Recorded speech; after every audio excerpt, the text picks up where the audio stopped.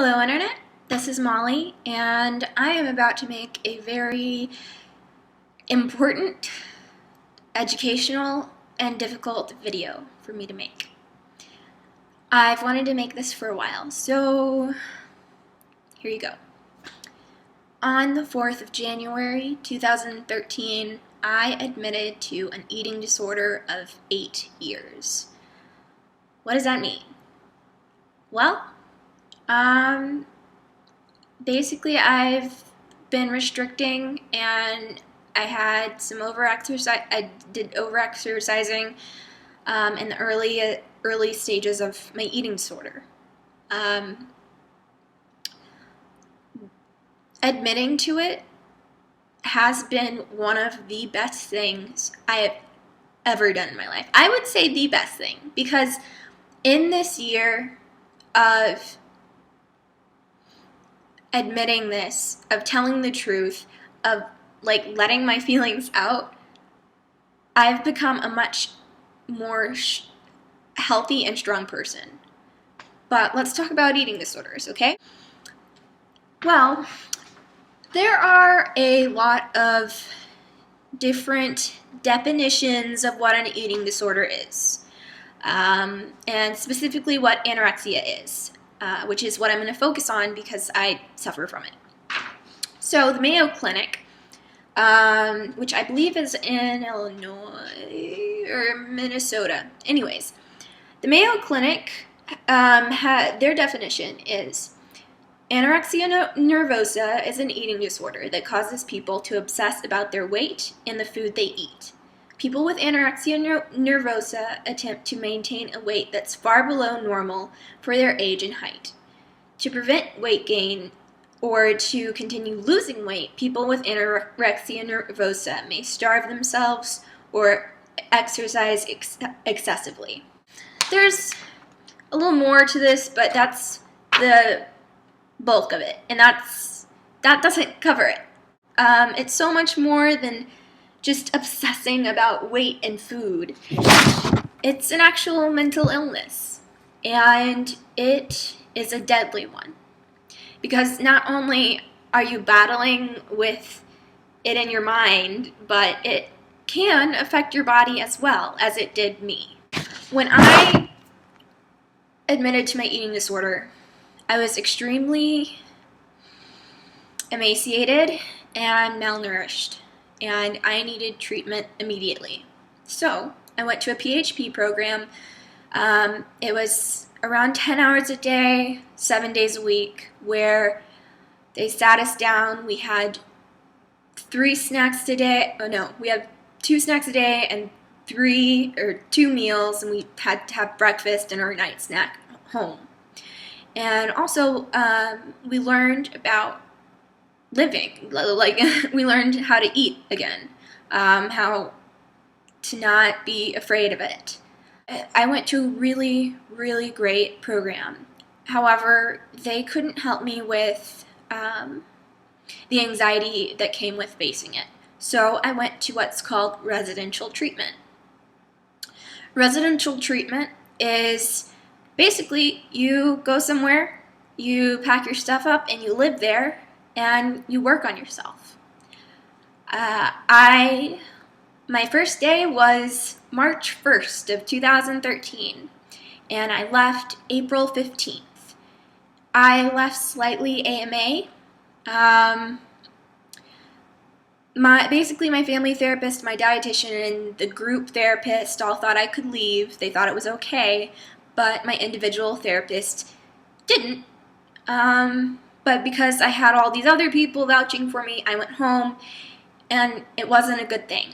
I went back to the PHP program, which PHP stands for Partial Hospitalization Program. I was doing really well for about 3 weeks, and then breakfast started getting really, really hard, and I was skipping it, and I was skipping night snack, and I wasn't telling anyone, and I needed to, because it's just the best you can do is to ask for help. Because everything just went downhill from there. I graduated my program and I came home. I stopped eating more and more meals consecutively. And I became so depressed that I didn't get out of bed for days. And my anxiety was so bad that I hated being alone, and I often had panic attacks. So by beginning of August, it was time for me to go back to residential treatment. This time, it was for 3 months. When I first went, I was like, you know what, I already did this, so I won't be here that long. I won't even be there 5 weeks like I was the first time. But I ended up being there 3 months. I listened to my treatment team, and it really helped me. I'm in a much better place than I would be if I would have only stayed there 3 to 5 weeks, which was what my goal was. That's that about me. I want to talk about the effects of eating disorders, and specifically anorexia, but there's some bulimia and binge and purging in here too. So, the effects. You go into starvation with anorexia. I've experienced it.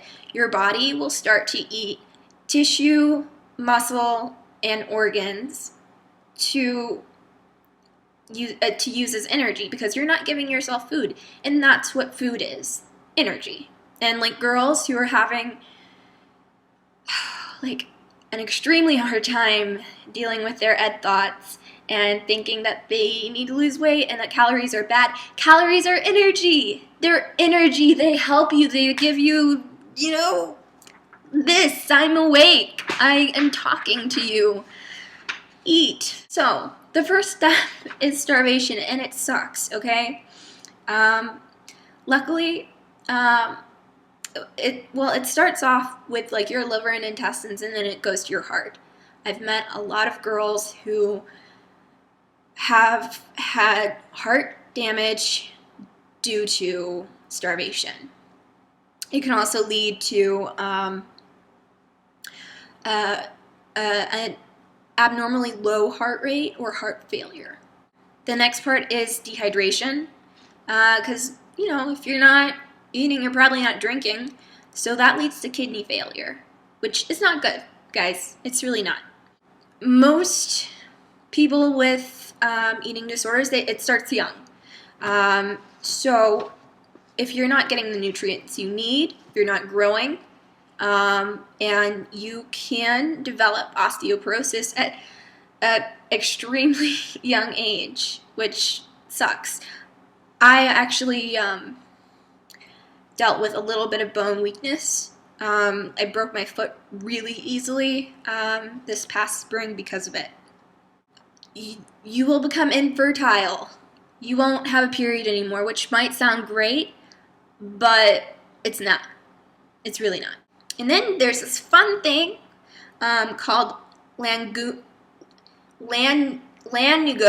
growth, which is your body just starts growing hair everywhere to compensate for fat not insulating your body.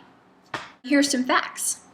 Did you know that 1 in 10 men and women only 1 in 10 women receive treatment, and that only 35% receive it in a specialized treatment facility?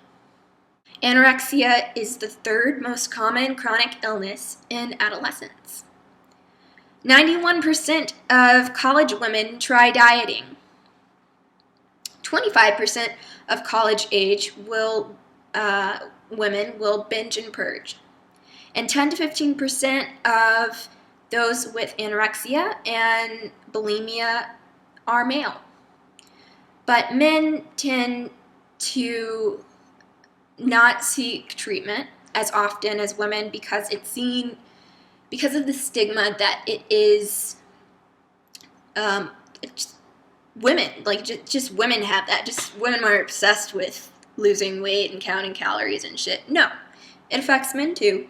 I know a few. The worst part of it is that having an eating disorder gives you the highest mortality rate of any mental illness. I am in such a better place because I opened up and I asked for help. So I hope that you guys can too. And if you want to, email me, comment, all that jazz. I'm here for you.